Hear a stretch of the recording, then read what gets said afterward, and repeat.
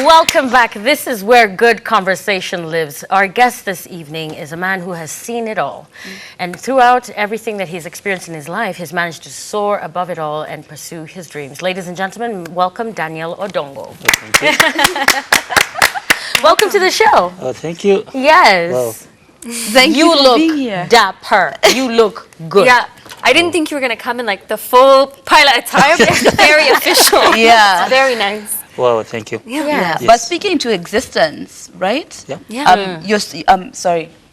Before we go into it and all the compliments, please, for the people who don't know your story, can you give us a brief background story?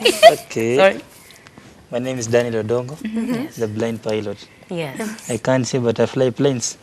You know, I read that story. I had to read it about 4 or 5 times Yeah. because I said, okay, first of all, you know, they kind of put blind pilot. Yes. And I thought, would this be, is it always a compliment for you whenever people say blind pilot? Is it a compliment?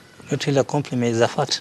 Yeah. Yes. You embrace it. Yes. I was born without sight, Yes.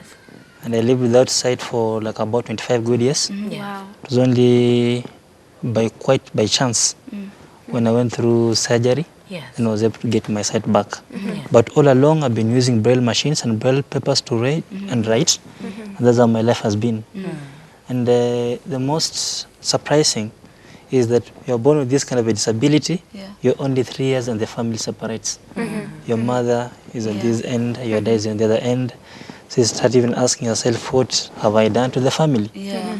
Then your mother takes you, dumps you to your grandmother. She's very old at the age of 93, and you're only 3 years. So between the two, you don't know who's going to help another. You're right. So just in between the lines. I can imagine the psychological impact Yes. of, you know, such an upbringing. Yeah. Not to downplay every other person. You know, every other person will always say, you know, I had a tough upbringing, or maybe mine was worse, or whatever. But yours is quite unique, and you still managed to, you know, rise above it. How did you? I mean, it sounds absolutely unrealistic that you are sitting here with us as a pilot. You know, sitting with, you know, family dysfunction that was part of your background. Did that affect you as a man? Yeah, it really affected me so much, especially now that I was about to go to school. Yes. I can't get opportunity to go to school. But lucky enough, God is always there. Yes. Through a Catholic nun, just came with their pastoral duties. They said, okay, Emma, what are you doing here? I told them, I don't know what I'm doing here. So the old grandmother is very angry. The nuns are also very angry with me. Yeah. What are you telling us? We're supposed to be at school. What are Yeah. you telling us? Yeah. Tell them, okay, I don't know what I'm doing here. Then the old grandmother comes out, says, okay, this is my grandson. He doesn't see, and he's just here with me.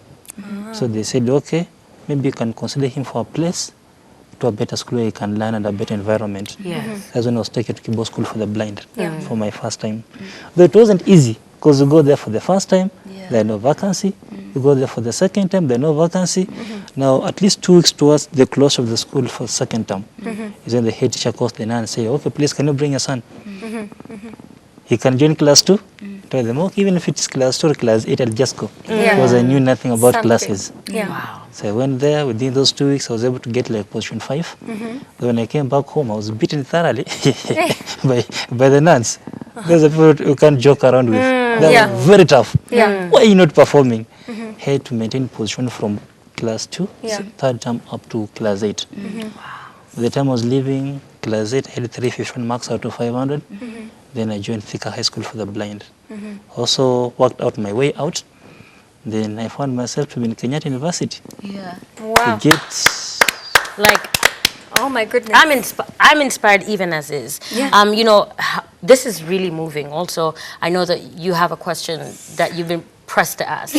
So, you know, the thing about this story is no one thinks about going from being blind, living with a disability all their life, and then leaving it. But my question is more about when you entered into school, how is it different, do you think, like with the nuns, you said they were very strict. Do you think that they didn't cut you any slack because it was a special school? You think they treated everyone very equally? Yeah, to me, I think they want best for me. I just become very thankful to them. Yeah. Yes. Do you still stay in touch with any of the nuns? Yeah. They're my parents. In fact, of late,